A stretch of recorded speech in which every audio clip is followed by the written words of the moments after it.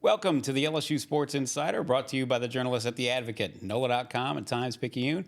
Perryn Keys here, hanging out with Wilson Alexander. Hello, friends. Who I see wore green in memory of the dearly departed Scott Rabelais. Well, sounds like he's gone to another realm. He might something. as well have gone to heaven as far as he's That's concerned. true. It is called Amen Corner. So. Yeah. Anyway, Rav, of course, is live at the Masters. He couldn't be happier, I'm sure. We all couldn't be more jealous.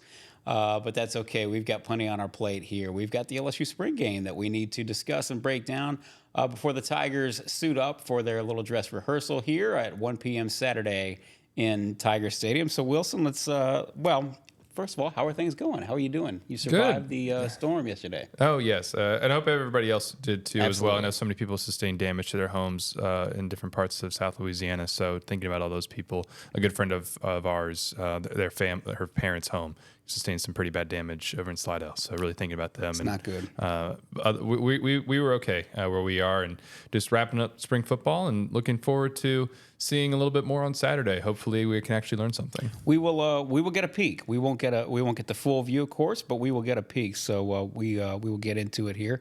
First, of course, a little bit of business. If you're tuning in or if you're listening, you know that the Advocate's always been the number one destination for LSU football, certainly, but all things LSU sports. So please, if you haven't subscribed already, whether that's in print or digital, please do subscribe. You go to theadvocate.com/subscribe to join us.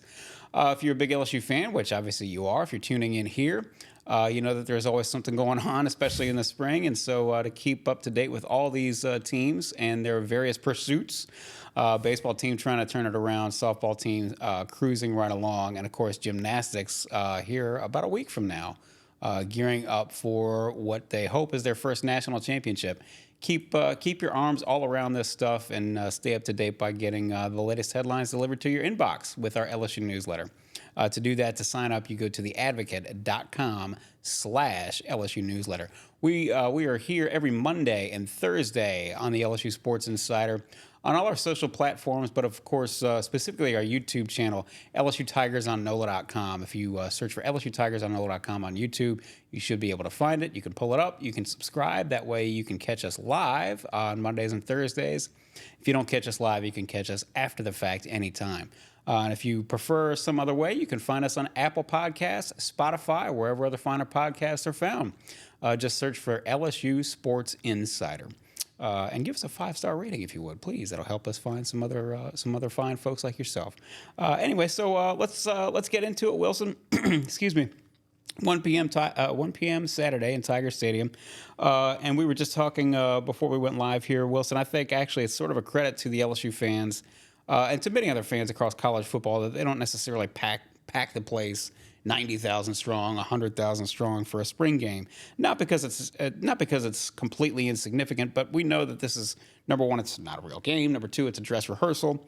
And number three, you're going to find out plenty. And, you know, the hardcore fans who want to find out as much as they possibly can about this team, they're going to find out. They're going to learn some things, but they're not going to learn everything because this is not a complete picture of what the team is going to look like on September 1st when they play USC in Las Vegas. No, certainly not. I mean, LSU's roster isn't done being added to, and there's probably going to be some attrition when the portal opens next week. There's also, as Brian Kelly said today, you know, the starters are going to have kind of a quick hook, at least like the really established guys who they don't really need to try to learn more about. Because, well, the last thing you want to do is risk them to injury. And this is more of an opportunity to find out about some guys who maybe had some good springs, maybe even didn't have a good spring, but a chance to get them in more of a game-like setting and kind of see what you have. You know, this is, as Brian Kelly put it this morning, it's kind of an audition for some guys, especially those who are a little bit further down the depth chart maybe. And I think maybe that's maybe a good way to frame what you could try to see in the spring game is, okay, who passes that audition? Which makes a lot of sense because, as we all know, having been sports fans growing up, sometimes you have players who are just kind of so-so in practice, and then all of a sudden the lights come on and they come on. So that's certainly a possibility. First things first, listen, let's not bury the lead. We will get to Harold Perkins, but to not bury the lead, which is, hey, this is Garrett Nussmeier's first real chance, aside from the bowl game, obviously the big win over Wisconsin. It's his first chance really at the controls, being the guy with nobody else around. Career stats, just very quickly, 58.9% completion rate, 1,720 yards, 11 touchdowns, 7 interceptions. Wilson, you have said several times during spring practice that he's really sort of taken command.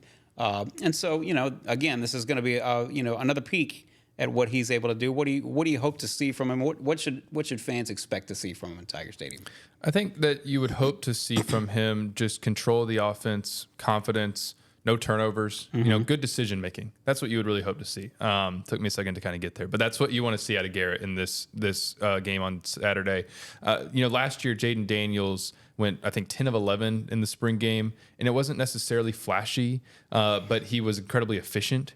You'd probably like to see something like that. Will Garrett make some big throws downfield? Maybe here or there. Maybe he'll make a couple. But we already know that about Garrett. Right. The big thing is just good decision making. Don't make any sort of throws that leave people scratching your head, because that's the thing that they keep working on with Garrett. As long as he has his footwork correctly and mechanically, he's usually in really good shape. And so that's been the big emphasis with him as he goes into this first offseason as the starter is, making those good decisions on the field, not sort of taking too many risks, making kind of the appropriate number of risks at the right time when it's available to him. And so I think that's what you would want to see out of him on Saturday. They actually, as we're talking about like guys who audition, like the thing is like he might not play a ton.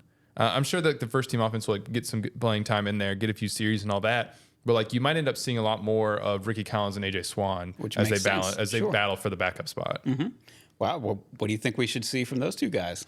Since you bring that one's going to be fascinating because they've really been going back and forth this entire spring in terms of like who's running with the twos. Like I don't know if the reps necessarily have been completely equal 50-50 because we're not at every practice able to count those sorts of things.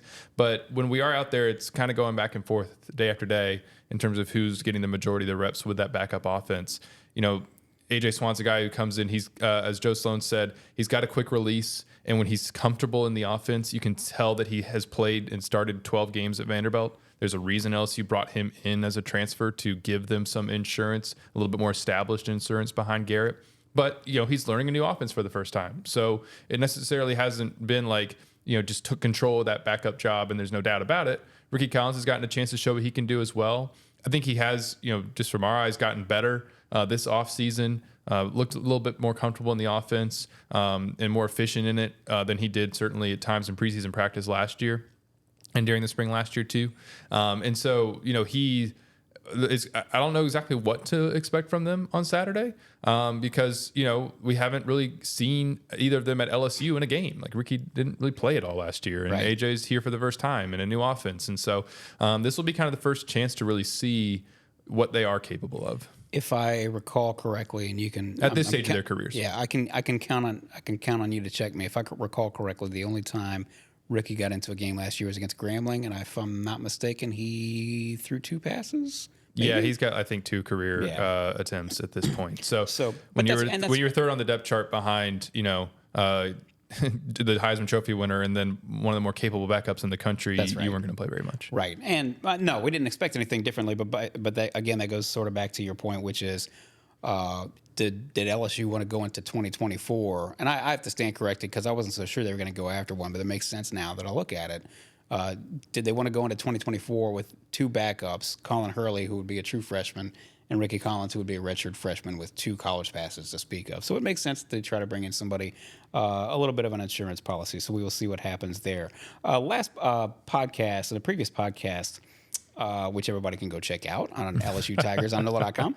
Nice little shameless plug. Yeah. We did make mention of the ground game about how it's going to look different in part because, well, hey, you've got a different quarterback who you can't necessarily, you certainly can't trust and don't want to trust to run for 1,100 yards, but also, the strength of your offensive line really being veteran and dependable. And so you're probably going to see a little bit more of a traditional ground game. What we didn't get into really were the running backs themselves.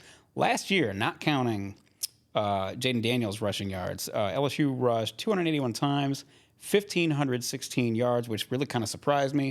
It was a 5.4 yard average. The running back scored 22 TDs, and that doesn't count like Malik Neighbors and Harold Perkins running for 1 yard touchdown in the bowl game, stuff like that. But that's a lot. But now all of a sudden you look up and you're like, wait a minute, where are all the running backs? Wilson, can you just sort of break that down for us? It's sparse out there right now.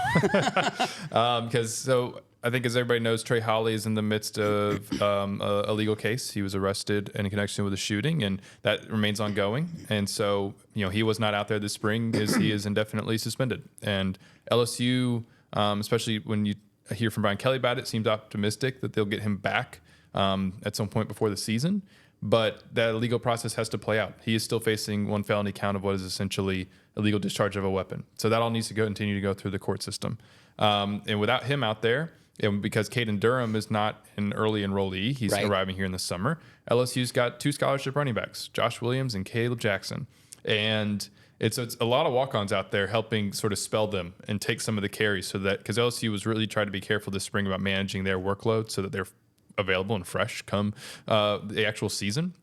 And so that's something else that's going to be interesting is, how much run do those guys get on Saturday? I wouldn't be surprised if we end up seeing a good bit of some of those walk-on running backs, guys like Malachi Lane, who was basically their number 3 running back this spring, who if LSU doesn't end up pursuing a transfer portal and running back here in a few weeks, then that's somebody who you could end up looking at on the roster as like, okay, that's probably your 5th guy. If they do get Holly back, then maybe here, like in the 4th quarter of a game against, like, they play Nichols week 2. If you're blowing out Nichols like you should, then maybe you bring him in to make sure that you kind of spell everybody else. So he'll probably get some playing time here. It's thin. They had to really manage everyone's workload, like I said.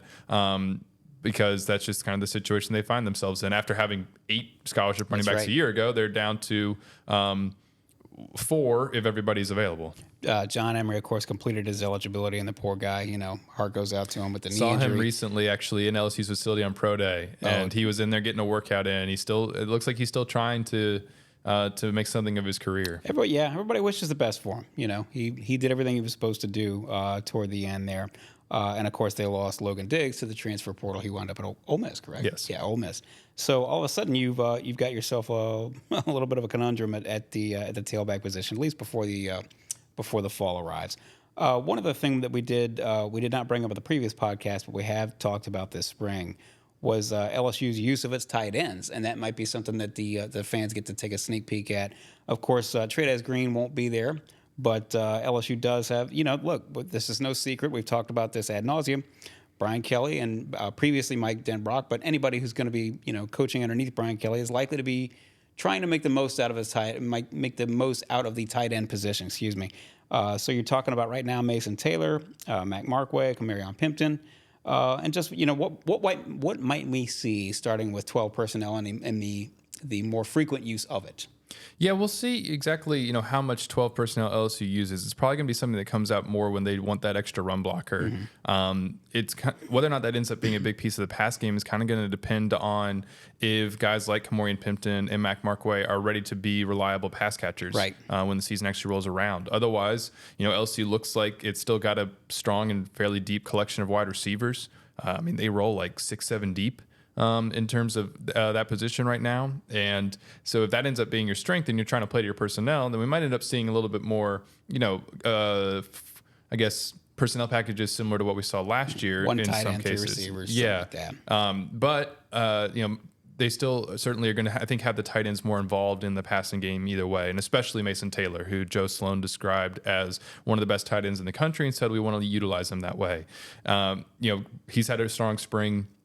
And Brian Kelly talked a little bit here this week about Kamarion Pimpton and Mac Markway. And I think when we talk about, the spring game being an audition for some guys, Pimpton fits that to a T. Sure. We saw him a lot with the third team offense at times this spring, whereas Mac would play more with the second team offense, and Pimpton would rotate in there with the twos.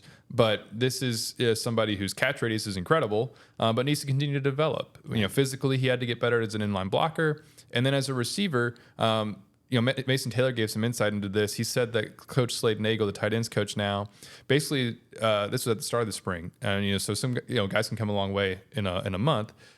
Said that the thing with him was that Nagel kept telling Pimpton just need to run all the way through your routes, and that he just kind of had a tendency sometimes to not do that, and so. That was something that they were working on with him, and he got, like we said, this incredible catch radius. As a receiver, he might be purely in terms of receiving ability, top 6 or 7 on the team. But you got to be able to harness that and actually be able to apply that to games. And so when you talk about like Mason Taylor, you might not see a ton of him. You know what you have in Mason Taylor at this point, but you might see on Saturday a good bit of Mac Markway and of Kamorian Pimpton. Mac is a guy who we know is kind of established himself as a blocking option, but he, as Brian Kelly said today, has gotten better as a receiver, running some of those things over the middle. And so if LSU is going to be able to use 12 personnel, a lot of it's going to depend on those two in particular because they've been in the program for a year, whereas Curtis Green, when he comes in, won't have been developing and being able to handle it. And so we'll get a better sense of that to some degree anyway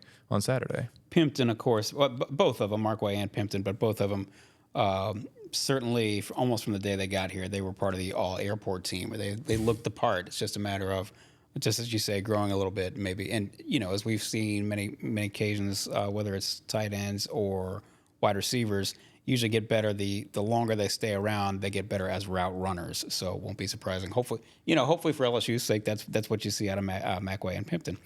This is the LSU Sports Insider, brought to you by the journalists at The Advocate, NOLA.com, and the Times-Picayune. Again, you know where to find all our writers' great work. They're out there working for you. So support your local journalists. Subscribe to theadvocate.com if you have not, subscribe to theadvocate.com or in print if you have not already. To do that, either way, you can go to theadvocate.com/subscribe to join us and get everything one way or the other. Get all the latest headlines delivered straight to your inbox, to your phone, to your desktop. You can do that with our LSU newsletter.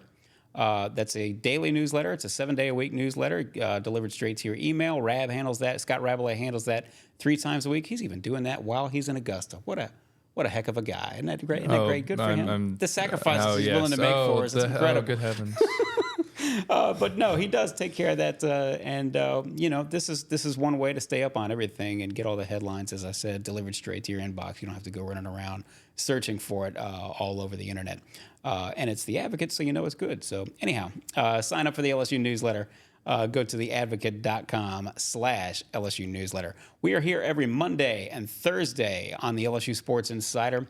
We're here live on all our social channels, specifically the YouTube channel, LSU Tigers on NOLA.com. If you search for LSU Tigers on NOLA.com on YouTube, you can find that channel. You can subscribe. That way you can find us and make sure you catch us live every time. But if you don't catch us live, you can catch us on that same YouTube channel after the fact. And if you prefer to get your podcasts the traditional way, you can get them on Apple Podcasts, Spotify, wherever other finer podcasts are found. Just search for LSU Sports Insider. So let's talk a little bit about the defense. First and foremost, I didn't have this on sort of the rundown, but I know you just got done speaking with Brian Kelly today, and he did make mention. We don't want to get ahead of ourselves because the spring game hasn't happened yet. We'll discuss this, after the spring is all set and settled. But he did discuss defensive tackles, specifically the notion that LSU, rest assured, is still in the market for a defensive tackle after the portal opens in the spring. They absolutely are. Yeah, the question for him was, are there any other positions in defensive tackle that you think you're going to pursue? Mm-hmm. And he said he doesn't see a need for it. That's the main focus. Is when you look at this roster, that makes sense. Could LSU use another running back? Might they go after a running back? You can make the argument for it, especially because, like we mentioned with Trey's Holly situation, and if you sustain an injury there, then you start getting really thin. But cornerback, could you use somebody if someone popped in the portal? A lockdown could type you add guy? to that? Yeah. What's that? A lockdown type guy? Yeah.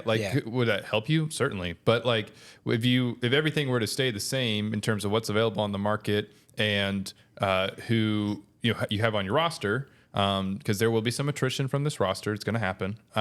Then defensive tackle is still just that one position that LSU is really in a bind at, and so. That's going to be the priority for them. We've heard good things from Brian Kelly about Jacoby and Guillory as a run blocker. Excuse me, not a run blocker, a run defender. Yeah, thank you. But they need to. He said it himself on Saturday that they're still looking for that second guy and the depth behind him. Mm-hmm. And so that is going to be a position that LSU continues to add to. They've already added Gio Pius from Wisconsin. I think they'll probably go for at least 2 more. But we'll talk about that more on Monday, right before that transfer portal opens up on the 16th. Yes, we shall. Elsewhere, we've discussed the secondary, of course. Corner is a position with a lot of guys. We don't know which guys that they will ultimately rely on, or we don't know well, more specifically, we don't know what the starting lineup's going to look like on September 1st, and we're not going to know coming out of the spring game either. But the safeties, we know we feel pretty good that we know first and foremost that Major Burns, they really want him to be the the star, as I say, box safety or however you want to put it. But this is also going to be the fans, for most of them, their first look at Dashawn McBryde, the true freshman from Denham Springs, and Jardin Gilbert, the Louisiana native who transferred in from Texas A&M. Just sort of reset where everybody stands and what they might expect from these two newcomers. Well, Dashawn is been able to put himself on the backup defense here, running with the twos a lot, especially the last couple of weeks, and he stands out physically. We talked about him, I think, a little bit on the last podcast as well, as a guy who looks like he could push for some early playing time here.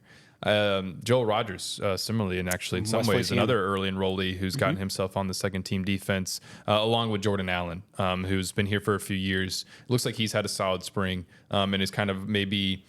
It's hard to say for sure, but like because Jordan has more experience, he might be like if there was if somebody went down, like he might be the first person who would come in at this point. And but right in front of them, Jardin Gilbert comes in. Might end up being really, when you look back on it, it'll depend on who else you gets out of the portal at defensive tackle, but probably it has a chance to be the most maybe most impactful and most significant transfer that they got, because you already had some other receivers, but you didn't have a whole lot at safety, and so for him to come in, a guy who started 10 games at Texas A&M and 2 years ago before he had a shoulder injury last year that required surgery. He's come in and he slid in right away as a starter there at safety, and Sage Ryan right next to him. That's the other thing. Is like people have seen Sage Ryan for a few years, but this is also going to be his first spring game back at what they really think of as a natural position. Yeah, actually at safety instead of playing, corner like he did so much last year, or he's been a nickel at times too. They think that he's done a good job this spring. He's had one practice where he had 3 interceptions, and so he's back there too. And it looks like those are probably the starters at this point, while those freshmen continue to come along and maybe push for some at least some kind of role. Another thing we discussed again, and Jordan Allen too. I'm sorry, Jordan Allen, played well at times last year too, so it's good. You know now, or at least you think now, that you have depth. You maybe don't know everything just yet, but you feel like, well, okay, you got some guys in the program at least who you can try to develop and bring along and start to build up the foundation of a program that they still want to be built on high school classes and incoming freshmen. Okay, so the $1 million question, we got into this a little bit in the last podcast, and we're not going to come up with answers either today or probably even after the spring game. It's going to be a long way to go. But Harold Perkins, let's just start with this. What do we expect? What can we expect to see on Saturday in terms of how the defense is going to utilize Harold Perkins? I'm sure they're not going to put much on tape. They don't want to give away too much and all that jazz, but if you're a fan who's intrigued about Harold and him coming off of sort of an up and down sophomore season after that dynamite freshman year, what do you want to see? What do you expect to see? What can you expect to see? Probably not much, frankly. I mean, it's like the same thing with Garrett. Right. Like it's the two players, the two players who people probably have the most interest in how they're going to perform come, the opener is Garrett Nussmeier at quarterback and Harold Perkins there at linebacker, but it's also two guys who you probably won't learn a whole lot about in this spring game. I mean, just because LSU is going to keep things really vanilla. Like you said, it's not going to put anything on tape. Blake Baker wants to be able to use Harold Perkins in, as he said, a variety of ways. He's not going to show you that variety in the spring game and let teams get a chance to understand what they're actually going to do with Harold. But that we have been able to, we talked to Blake last week. We even got to talk to Harold earlier this week for the first time in his career. We talked to him briefly post-game last year at Missouri and about this move to the inside linebacker and how he's approaching it and what he thinks about all of it.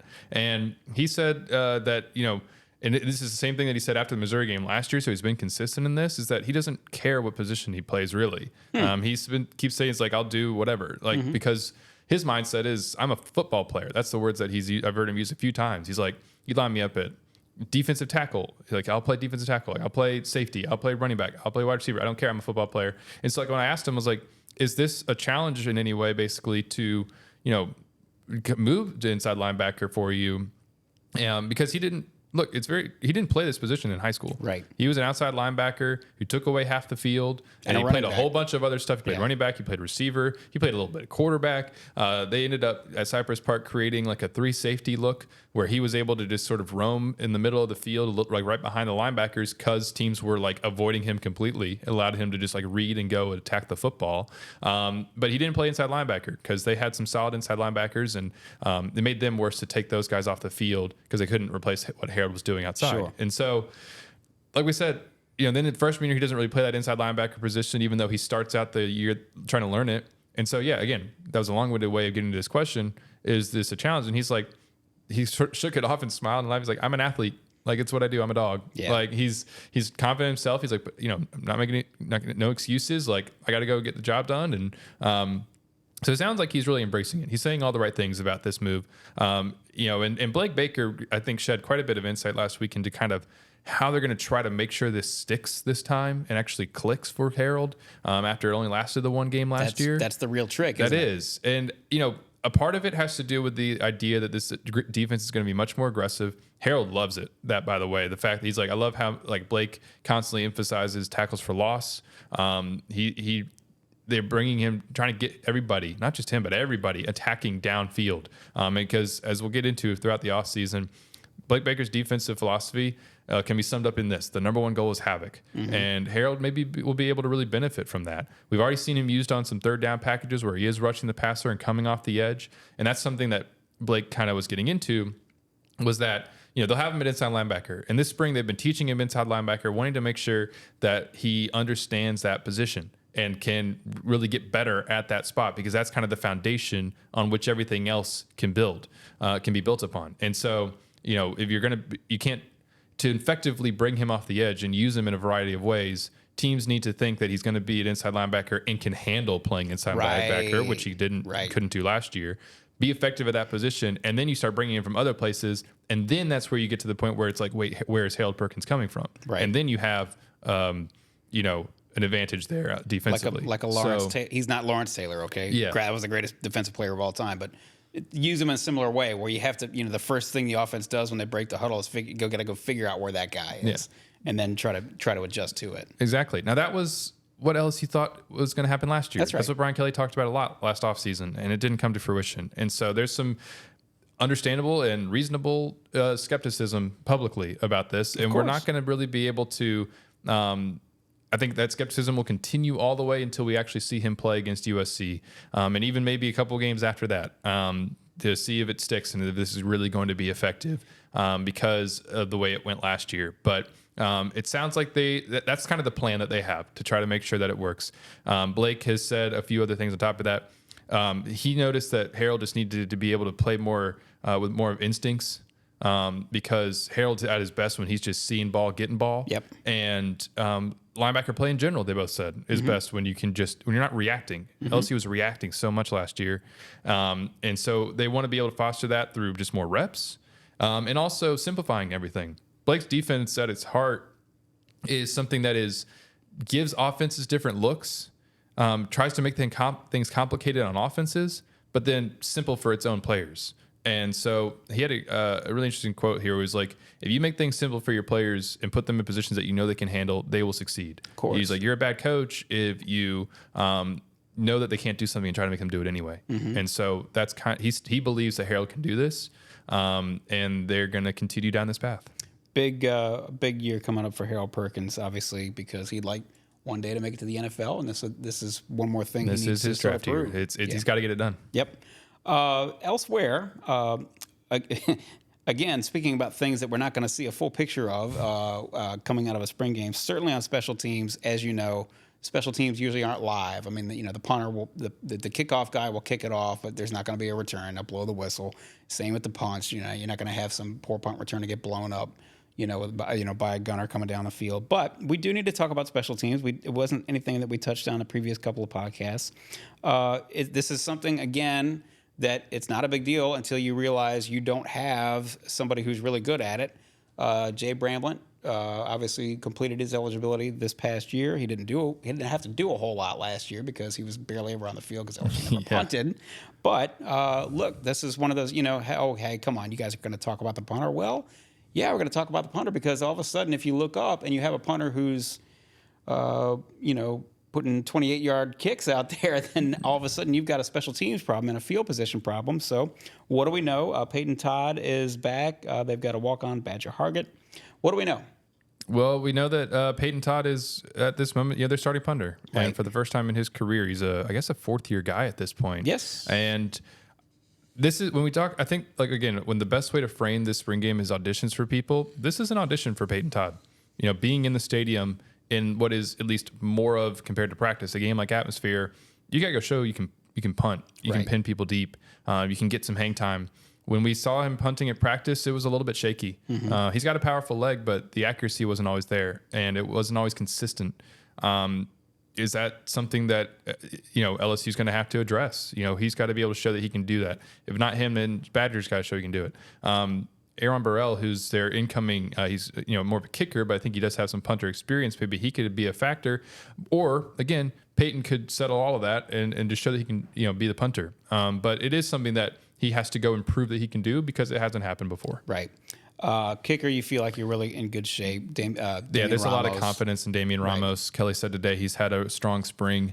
And then Nathan Dybert, their kickoff specialist, was out this spring with an apparent injury of some kind. But Ramos, they feel really good about as he continues to get older and play more. And then Slade Roy at long snapper, they feel good, as Kelly said, about like the operation at PAT and field goal. And then returner.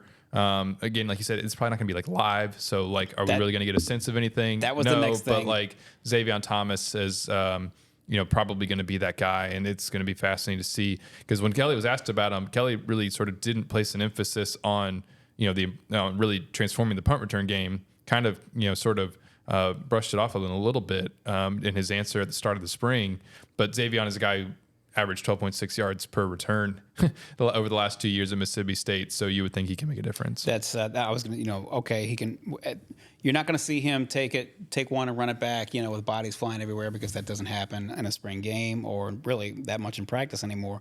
But yes, just as you said, we will be able to see if he can catch a punt cleanly, which he's certainly done the previous 2 years at Mississippi State, as you said, 29 punt returns, 365 yards, 12.6 yard average, and he did take one back for a touchdown. With that, I will just sort of bring up the last I got topic. a question for you. Yeah, go ahead. All right, so auditions. Yep. Who do you want to see audition? Oh, well, I'd like to see the wide receivers. I'd like to see this is, sort of going back to your, where the starters are. Of course, we haven't seen C.J. Daniels in an LSU uniform. We haven't seen Zavion Thomas in an LSU uniform. But I would like to see guys like Sheldon Sampson. How big of it, that's a good one. He's the one, he's certainly put up all the numbers you could ever hope to put up at Catholic High. He's got all the potential in the world. He redshirted because, frankly, they didn't need him on the field last year. But he also struggled here and there with drops in practice and things of that nature. So I wouldn't mind seeing what happens with him. I wouldn't mind seeing what's happened with the backup. You've got a deep. You don't just have a solid veteran starting offensive line. You've got some depth behind that offensive line. So I'd like to see what happens there, and who do they feel. Of course, they're trying to figure out who their new center is. We think we know who that's going to be. It's DJ Chester, right. for sure. So you think? You can make that claim. I can say right that now. without. Oh yeah, gosh, Okay. absolutely. All Yeah. right, so we know It's not breaking news there. It is DJ Chester is their center. They feel good about the spring he's had. What's interesting is that Cohen Eccles, an early enrollee, has really emerged as the backup center. And talking to people, like their staff feels really strongly about Cohen Eccles being a guy down the line. And that's interesting. That's interesting because, what's the old adage, whether it's true or not, I kind of tend to think there's a lot of times where it's not true. The farther away you are from the ball at the line of scrimmage, the more likely you are to play early. Well, that would be, he's on the ball right there. Yeah. So you can't get any closer. That would be really interesting for a freshman to come in and be that, solidify that backup role. But all these guys on the offensive line, you feel really, really good about your first team. You probably feel good about a lot of guys on your second team, but you want to see it, right? You want to see how those guys do. I'm curious to see how the defensive line goes. Savion Jones. I don't mean to keep harping on it and feel like we're piling on to him, but at this time last year, we thought he had all the potential in the world and was going to, explode in 2023, and it just never happened. So curious to see what he looks like. Frankly, you guys have probably seen him in practice. I have not. And so has he slimmed down? Does he look a little bit more lean and mean, a little bit more agile, and things of that nature? And it's just sort of the pass rush in general. Perryn and Braden Swinson, as we talked about the previous time. So, and then maybe a little bit about the backup linebackers too. Well, we feel like we pretty much know Penn, Perkins, and probably what weeks. When they have 3 linebackers. So who else is going to be there?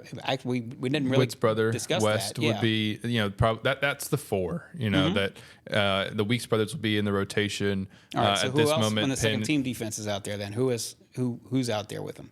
Across the second team defense? Yeah. Okay. All right. This is gonna hang with me here for a second while I just try to pull it up in my head. Yep. Okay. So at defensive end, Perryn. At defensive tackle, Sean Washington and Jalen Lee / Kimo Macanioli. Preston Hickey could maybe get some reps in there as well. Former preferred walk-on there. Let's see. The other defense, the small or defensive end spot would be Dashawn Womack. Okay. And then just yesterday, Jackson Howard informed the staff that he'll be entering the transfer portal, and so he would have been kind of one of those other options there. With him gone, Gabe Relaford, early enrollee, might get some rotation in there, but the Dashawn would be the main number 2, and even get some probably rotation on the first team. And then let's see, at each corner spot, right now you're probably looking at Zavion Thomas and J.K. Johnson, because the first team corners, it looks like at this point of the spring, have been P.J. Woodland and Ashton Stamps. And then let's see, the second team star would be Kylan Jackson, probably. Okay, from Zachary. And then your second team safeties, as we discussed, would be Dashawn McBryde and Jordan Allen. Okay. All right. Well done, incidentally. Oh, and then the linebackers. Well, hang on, I skipped over them. The Weeks brothers. So. Okay. Well, there you have it. Okay. Yeah. That's what I was going to get to. Just sort of generally speaking, is when we discussed. Well, we didn't discuss. Okay, this is not going to be a full depiction of what we see on September 1st. We all know that. We understand that. It's not a fully formed offense, defense, or roster for that matter. What I'm reminded of, one of these things that you can glean from a spring game, yes, you can see who's developing. It's a little bit. It can be a little bit deceptive because you never know. Maybe the defense is calling something wrong on purpose to see what happens, and then that turns a guy loose, and okay, what do we really gain out of that? But really, just sort of more to the point, we talked about this before the cameras went hot. Is sometimes it's what you don't see, and the best example of that was the 2018 would have been 18 spring game when, God bless them all, but Justin McMillan, Miles Brennan at that time had not, developed in the player that they thought he would be.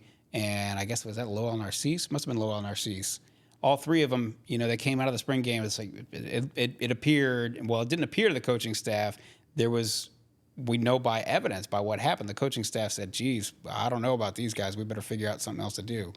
And that led to Joe Burrow coming in. So it may be a situation where we find out, defensive tackle being a good example. We may find out more about what we don't see and what's alarming that they have to go sort of fix, either with the personnel they have on the roster right now or with, an incoming transfer or an incoming freshman. So those are some of the things I'll be looking for. Anything else that we need to hit before we wrapped up? No, I'm just ready for kickoff. You went all the way up and down the second team defense, so that was a pretty impressive display when you've there. Been to every open practice that they have anyway, and watched them quite a few times and written down the depth chart quite a few times over the spring, you can start to recall it pretty quick. After spring ball and after the transfer portal window, Wilson's going to take a nice long nap and maybe go out to the beach and hang out with his lovely bride. And he will have earned it. Yeah, play some golf. Pretend to wear at Augusta. Yeah. Well, you can sneak onto the course. I'm sure nothing bad will happen. Oh yeah. It was nice knowing you. Yeah, anyway. Listen, everybody, we will obviously in later podcasts we'll get into baseball season, softball season. Gymnastics with the championship. Absolutely. Yeah. Next week at this time, we'll be previewing LSU's trip to Fort Worth, Texas, trying to hunt down that first national championship. So there's plenty to keep our arms around.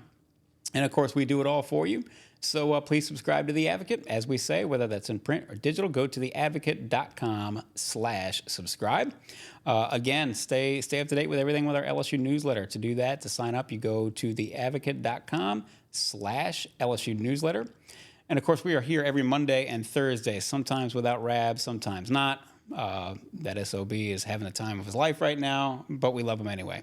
We are here every Monday and Thursday on the LSU Sports Insider on all our social channels, but specifically the YouTube channel, LSU Tigers on NOLA.com. If you search for that, you should be able to find it. You can subscribe there. That way you won't miss an episode live. And if you don't catch it live, you can catch us there on that same YouTube channel after the fact, LSU Tigers on NOLA.com.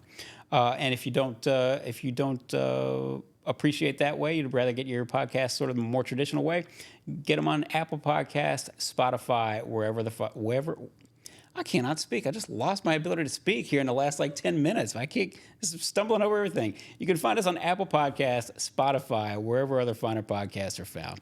That's the LSU Sports Insider. I will take a break, maybe take a drink of water, and try to figure out what happened here in the last 10 minutes. Why I can't speak suddenly. We'll get you back on Monday. Yeah, we'll be back on Monday. I will regroup.